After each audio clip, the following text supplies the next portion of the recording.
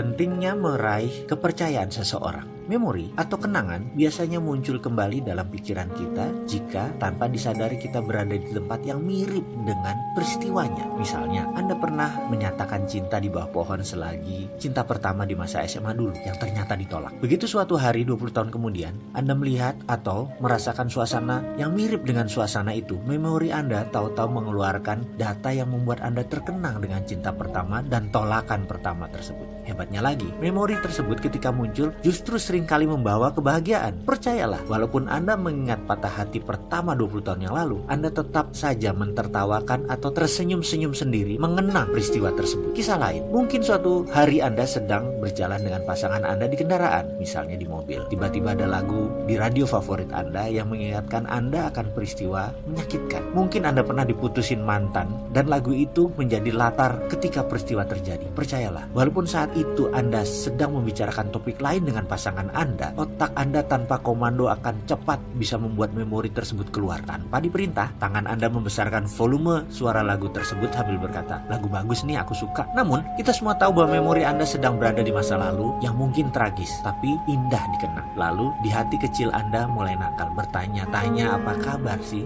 dia, lalu Anda tersenyum-senyum sendiri. Coba apa yang terjadi kalau ternyata pasangan Anda menangkap perubahan wajah Anda dari sudut matanya.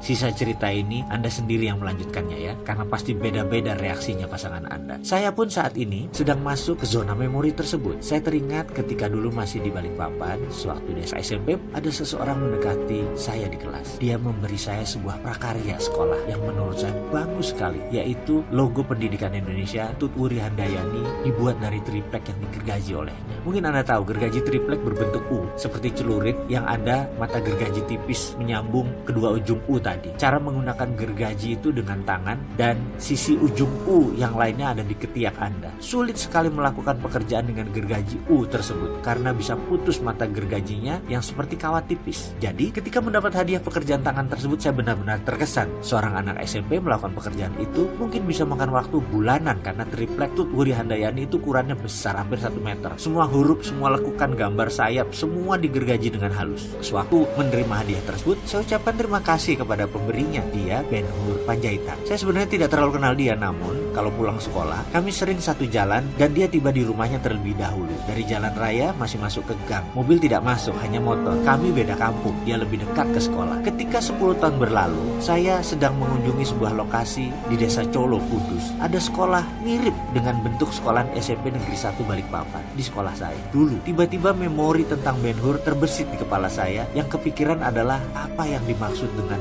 Ben Hur kasih hadiah tersebut ke saya. Apa spesialnya saya waktu itu? Kenalan juga gak terlalu dekat kok. Sebelum dia memberi hadiah itu dan setelahnya kami juga tidak terlalu dekat. Namun 10 tahun kemudian saya jadi teringat Ben Hur gara-gara hadiah tersebut. Di mana kampung dia sekarang ya? Apa kabarnya? Saya jadi ingin bertemu dengan Ben Hur. Dan kalau bertemu saya ingin tanya mengapa dia memberi hadiah itu. Karena waktu itu saya tidak sedang berulang tahun dan tidak ada peristiwa istimewa saat Ben Hur memberi hadiah itu. 10 tahun sejak memori itu muncul, alias 20 tahun berlalu sejak meninggalkan Balikpapan, ada hal yang memancing memori tersebut muncul. Saat itu saya bekerja di PT Rifan, cikal bakal PT Rekapital, yang pemiliknya dan CEO-nya adalah Bapak Rosan Roslani. Singkat cerita, kalau boleh nyombong nih ya, Rosan dulu pernah bekerja sama saya, tapi 8 tahun kemudian, selama 2 tahun, saya adalah pegawainya Rosan. Itu bisnis, itu biasa, pernah di atas, pernah di bawah. Jujur, itulah hidup, berputar-putar terus, dan yang pasti, hanya rezeki yang tidak pernah tertukar. Kalau sudah jatah si A, ya pasti dapat. Dia memerlukan saya, dan pastinya saya memerlukan income yang cukup besar untuk bayar hutang-hutang saya waktu itu. Rosan memerlukan saya karena saya cukup galak dan tegas dalam memimpin organisasi. Bahkan banyak yang bilang saya ini asshole, keras dan disiplin, dan gak ada belas kasihan. Saya sangat berorientasi pada result, pengejar prestasi. Kala itu, saya sedang melakukan inspeksi ke divisi sales. Saya cukup bertanya apa yang mereka lakukan. Mereka pun jawab, habis bertemu Bapak A, Bapak B, dan sebagainya.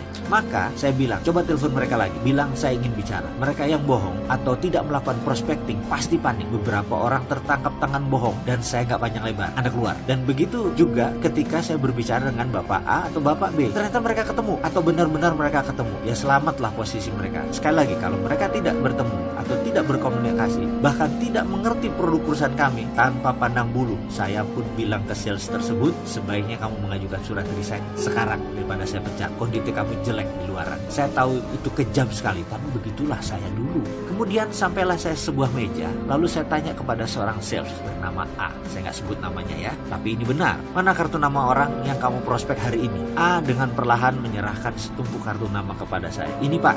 Kemudian saya cek satu persatu. Lalu mata saya menemukan nama yang sangat familiar, Ben-Hur Panjaitan. Masih dengan mempertahankan wibawa saya tanya, siapa Pak Ben-Hur ini? Oh, dia pengusaha sukses Pak di bidang IT, kata A. Sulit bertemu dengan dia. Dia kontraktor IT utama di Pemda Jakarta dan lembaga pemerintah. Wah Pak, luar biasa Pak. Orangnya baik sekali, santun dan dipercaya banyak lembaga. Itu jawab A membanggakan. Orangnya namanya Ben-Hur Panjaitan versinya dia. Saya tersenyum dalam hati. Nah, pasti ini teman yang saya cari. Tapi mendengar cerita A, saya menjadi kecut. Apakah ini Ben-Hur yang saya kenal atau Ben-Hur yang lain? Bukan teman SMP saya. Lalu saya tanya pada A, apa dulu Pak Ben-Hur pernah tinggal di Balikpapan? Wah, saya kurang tahu Pak. Saya coba hubungi dia lagi Pak, kata A. Saya lihat dia menelpon di depan saya. Seperti biasa, sulit sekali terhubung. Dari resepsionis hanya terhenti di sekretaris pribadi Pak Ben-Hur. Muka A pucat. Dia takut sekali ekspresinya. Takut saya marah soalnya. Dia pasti berpikir saya akan marah, saya akan memecatnya. Lalu di tengah menunggu, saya ambil telepon itu dan berbicara dengan sekretaris Pak Ben-Hur. Maaf Bu, bisa tolong sampaikan ke Pak Ben-Hur. Saya tahu dia pasti sedang sibuk, tapi tolong sampaikan ada orang yang namanya Wowi ingin bicara. Ya sudah, lebih baik saya yang memulai. Saya adalah orang yang bisa menerima kegagalan, tapi saya tidak bisa menerima ketika saya tidak coba. Jadi saya mengawali, mudah-mudahan dia ingat dan mau menerima saya kalau ini Ben-Hur yang sama. Sesaat kemudian terdengar bunyi klik. Suara telepon yang tadinya nada tunggu menjadi hening. Ada orang di seberang sana dan bukan mesin. Terdengar suaranya berkata, Bapak Wowi, apa kabar kamu? Tertawa dia langsung. Saya menarik napas lega, iya ini Ben-Hur yang saya kenal. Lalu tanpa basa-basi saya langsung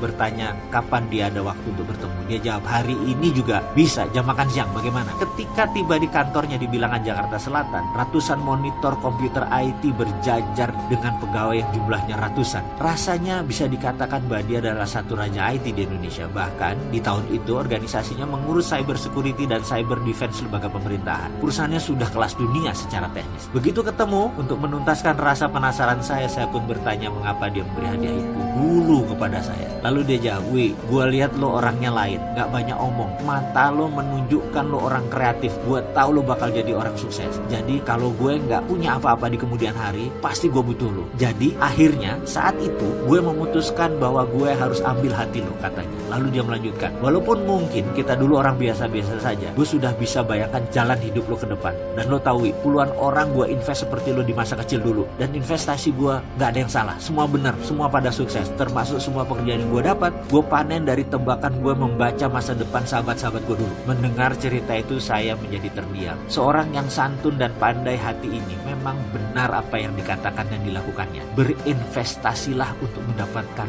trust seseorang. Dan dari saya langsung percaya pada Ben-Hur. Itulah sukses Ben-Hur Panjaitan.